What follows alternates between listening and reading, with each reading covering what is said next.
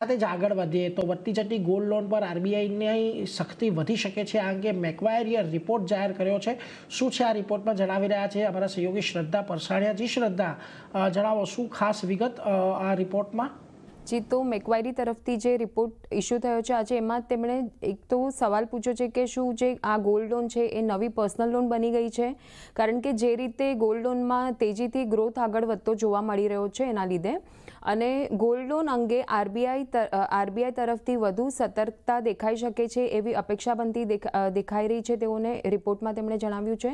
અને તેમણે એમ પણ કહ્યું છે કે જો આટલી જ તેજીથી જે આ ગ્રોથ મોમેન્ટમ આગળ વધશે આવનારા સમયમાં, તો આના પર વધુ સખ્તી લાગી શકે છે એવું તેમણે જણાવ્યું છે. અને ગોલ્ડની કિંમતો એ મહત્વનું ફેક્ટર રહેશે, અને સાથે જ ગોલ્ડની કિંમતોમાં જો આવનારા સમયમાં શાર્પ કરેક્શન પણ જોવા મળે તો એના પર નજર રાખવાની રહેશે. ગોલ્ડ કિંમતોમાં કરેક્શનથી ગ્રોથ અને રિકવરી પોટેન્શિયલ પણ આવતું જોવા મળી શકે છે. તો આ રીતે ઓવરઓલ એક રિપોર્ટમાં આ રીતની માહિતી આપણને આવતી જોવા મળી રહી છે. તો આની સીધી અસર જે ગોલ્ડ ફાઇનાન્શિયરીઝ છે, જે ગોલ્ડ લોન પર ફાઇનાન્સ કરે છે કંપની, એના પર ઇમ્પેક્ટ થતી જોવા મળી શકે છે.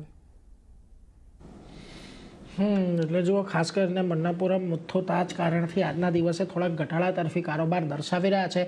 આભાર શ્રદ્ધા, અમારી સાથે જોડાઈને આ સમગ્ર વિગત આપવા માટે. એટલે જુઓ,